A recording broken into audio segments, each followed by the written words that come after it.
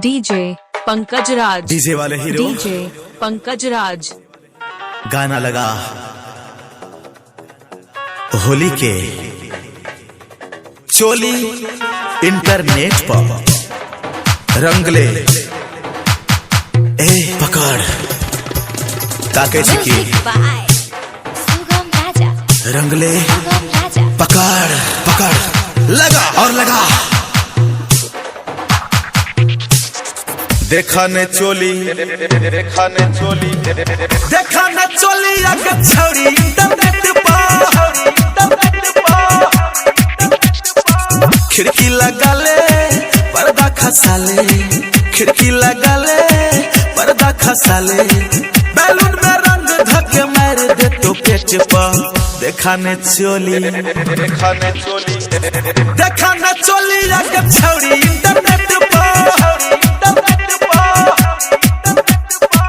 Balloon में रंग धके मार दे तो पेट पर।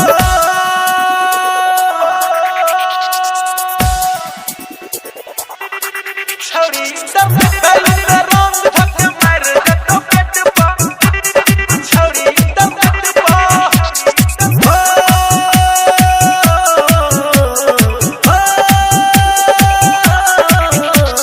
मिक्स बाय अजय हो सुनलियो झलकौआ चोली सियली कहन कहूँ जवान भगलही सुनलियो झलकौआ चोली सियली कहन कहूँ जवान भगलही। फूलल छौकाल तोहर फिगर कमाल तोहर पूरा नेपाल में छौ चर्चा साल तोहर। डीजे पंकज राज, डीजे पंकज राज, डीजे पंकज राज। तोहर फिगर कमाल तोहर पूरा नेपाल में छौ चर्चा साल तोहर। मिथिला के छौड़ा सब सर रही हगे हिट का।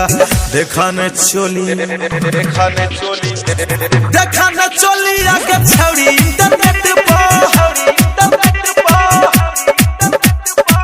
बैलून में रंग धके मार दे तो पेट पर।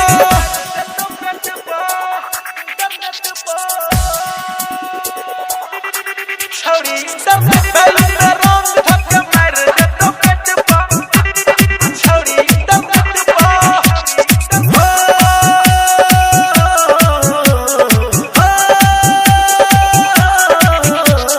म्यूजिक बाय सुगम राजा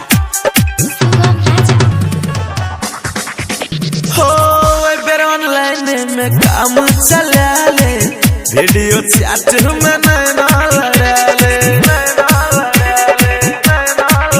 हो बेर ऑनलाइन में काम चला ले वीडियो चैट में नैना लड़ा ले।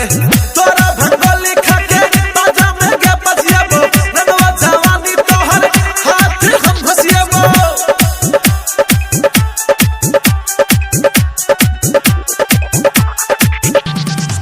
तोरा भंगोली खाके बाजा में गे बजियाबो ननवा जवानी तोहर हाथ हम घसियाबो। मारबो पिचकारी तोहर लहंगा के सेट पर। देखा ने चोली देखा ने चोली देखा ने चोली आगे छौड़ी इंटरनेट पर।